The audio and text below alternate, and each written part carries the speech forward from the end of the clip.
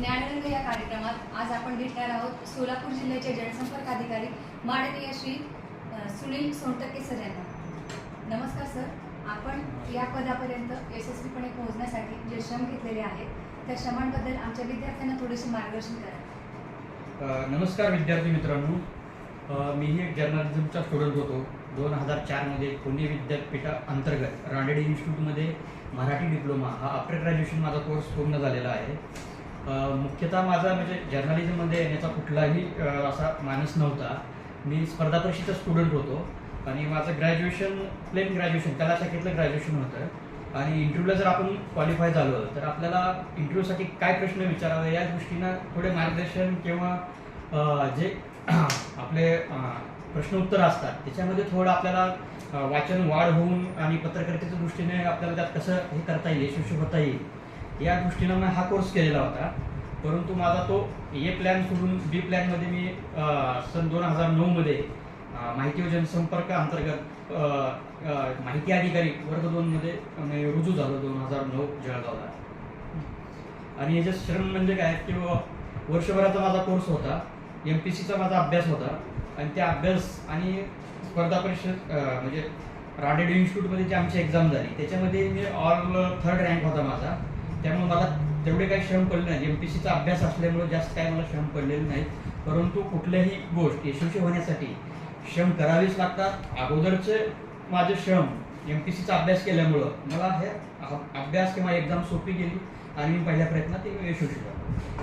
खूपच छान सर, आपण खूप छान सांगितलेलं आहे आणि आमच्या विद्यार्थी आम्ही हे नक्कीच लक्षात ठेवू. सर, एक चांगले जनसंपर्क अधिकारी होण्यासाठी व एक चांगला जनसंपर्क साधण्यासाठी आपण आम्ही विद्यार्थ्यांनी काय प्रयत्न करायला हवे? जनसंपर्क आता पत्रकारिता करताना आपण आपली आवड कुठल्या ह्याच्यात आहे. पत्रकार म्हणलं की तसा तो जनसंपर्क त्या ह्याचा जनसंपर्कच असतो. आपण समाजाचे प्रतिनिधित्व करतो. जो समाजामध्ये अन्याय अत्याचार होत असेल त्याला वाचा फोडणे किंवा एखाद्याला न्याय मिळत नसेल तर न्याय मिळवून देण्यासाठी पत्रकार आपली जागण्याची भूमिका नेहमी बजावतो. त्याच पद्धतीनं त्यांचा संपर्क वाढत जातो.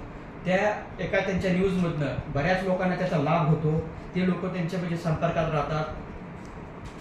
आणि आपला जनसंपर्क किंवा बातमी कशी मिळवायची, चांगली बातमी मिळवून ते लोकांपर्यंत पोहोचून लोकांना न्याय देण्यासाठी आपण ज्यावेळेस पत्रकारिता करत असतो तेव्हापासूनच आपल्याला जर आपण करिअर म्हणून निवडलेलं आहे तर संपर्क आपल्या नानावी समाजातील सर्व लोकांशी सर्व फील्डमध्ये व्यवस्थित संपर्क ठेवला पाहिजे.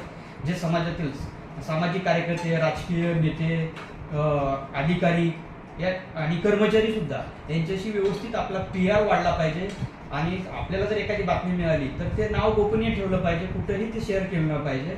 आणि चांगल्यात चांगल्या बातम्या काढून ते लोकांपर्यंत पोहोचवून आणि लोकांना त्याचा फायदा मिळवण्यासाठी जनसंपर्काचे जे उत्तम साधनं आहे की पारंपरिक साधनासोबतच आत्ता जे नवमाध्यम समाज माध्यम वगैरे आले त्यातही आपण पारंगत झालं पाहिजे.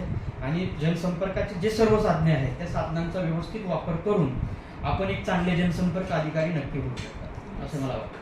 सर, आपण जनसंपर्क अधिकारी म्हणून कार्यरत असताना सोशल मीडियाच्या कोणत्या समस्यांना आपल्याला सामोरे जावे लागेल व त्या समस्यांना आपण कसे आव्हानात्मक ठीक आहे. सोशल मीडियाचा वापर आता हे शासकीय माहिती जनसंपर्क हा प्रसिद्धी विभाग आहे राज्याचा. सुरुवातीला आमच्याही राज्यामध्ये सोशल मीडिया जेव्हा सुरुवातीला झाला, आपण मोबाईलवर स्मार्टफोन आल्यानंतर सोशल मीडियाचा वापर सुरू झाला. आमच्याही डिपार्टमेंटमध्ये सुरुवातीला याला विरोध झाला होता. कारण सोशल मीडिया आमचे बरेच अधिकारी म्हणजे रिटायरमेंटला जुने होते, त्यांना म्हणजे फक्त मोबाईल खेळणं म्हणूनच वापरत होते.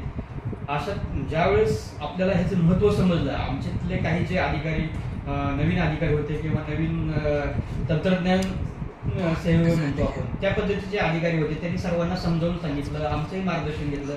सुरुवातीला काही लोकांचा विरोध होता, परंतु आता सर्वजण म्हणजे आमच्या शिपायापासून ते आमच्या वरिष्ठ अधिकाऱ्यापर्यंत सर्वजण सोशल मीडियाचा व्यवस्थित वापर करतात, त्यांचा वैयक्तिक वापर करतात आणि शासकीय योजनेच्या प्रचार प्रसिद्धीसाठी सुद्धा एकदम व्यवस्थितपणे वापर करतात. याला काही समस्या सुरुवातीला ज्या आल्या की अगोदर आपला उत्साह नवीन ज्ञान घेण्याचा आपला उत्साह नसतो आणि एकदा तुमचं म्हणजे जुने वरिष्ठ अधिकारी होते त्यांचं वय निघून गेलेलं होतं, त्याला त्यात उत्साह नसतो. ते नवीन होते, ते नवीन तंत्रज्ञानाचा वापर करायला तयारच असतात. कधी त्या तंत्रज्ञानाची व्यवस्थित माहिती घेतली की आपल्याला कुठलीच अडचण येत नाही.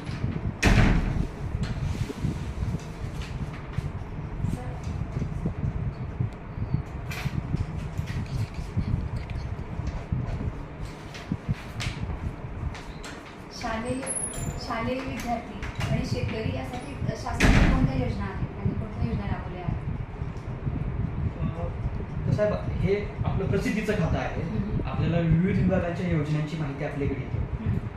शासन जेवढ्या योजना राबवतो त्या विभागामार्फत त्या योजना राबवतात. आता शालेय विद्यार्थ्यांसाठी ज्या योजना आहेत त्या शिक्षण विभागाने राबवल्या जातात. आता जिल्हा स्तरावर विचार करायचा प्राथमिक शिक्षण विभाग आणि माध्यमिक शिक्षण विभाग, दोन शिक्षण विभाग विविध योजना राबवतात. शिष्यवृत्ती योजना असतील, मध्याह्न भोजन योजना असतील, मॅट्रिक पूर्व शिष्यवृत्ती, मॅट्रिक नंतर शिष्यवृत्ती, परत देशात उच्च शिक्षणासाठी शिष्यवृत्ती, शासनाकडून विविध प्रकारच्या योजना. म्हणजे तुम्ही जेव्हा UKG LKG पासून ते पूर्ण उच्च शिक्षणापर्यंत सर्व स्तरावर शासन विविध योजना प्रभावित म्हणजे चांगल्या पद्धतीने देते. त्या लोकांपर्यंत पोहोचवण्याचं काम आमचा विभाग करते आणि त्या माध्यमातून त्यांना संबंधित लाभार्थ्यांना त्याचा लाभ मिळतो.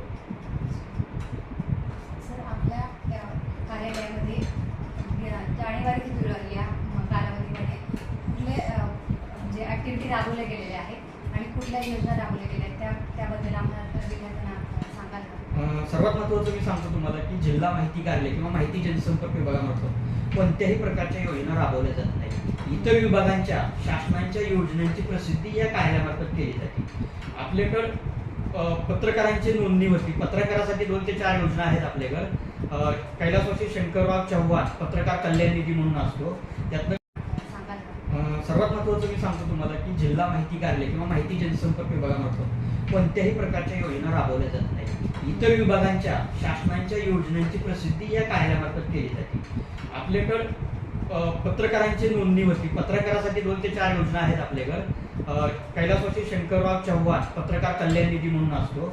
त्यातनं पत्रकारांच्या ज्या आरोग्यविषयक समस्या असतात अधिस्वीकृतीधारक पत्रकारांना जवळपास किमान 15,000 ते 1 लाख रुपयाचा लाभ शासनामार्फत दिला जातो.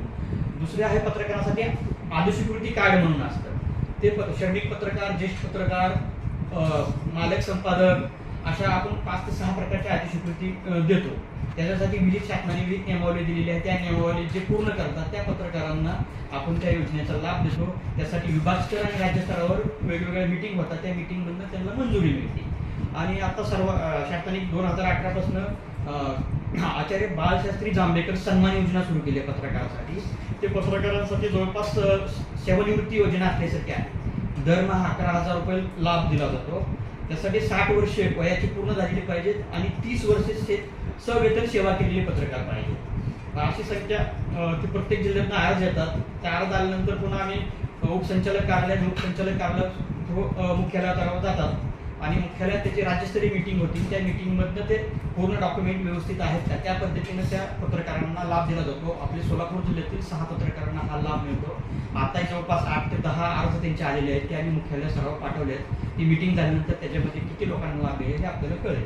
अशा पद्धतीने आपण पत्रकारांच्या कल्याणासाठी ही काही योजना राबवतो या कार्यालयामध्ये. धन्यवाद सर.